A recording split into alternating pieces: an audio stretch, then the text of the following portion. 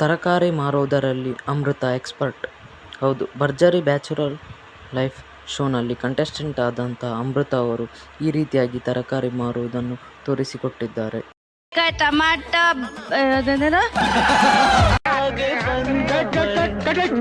ಅಣ್ಣ ಏನಾಯ್ತಣ್ಣ ಯಾಕಣ್ಣ?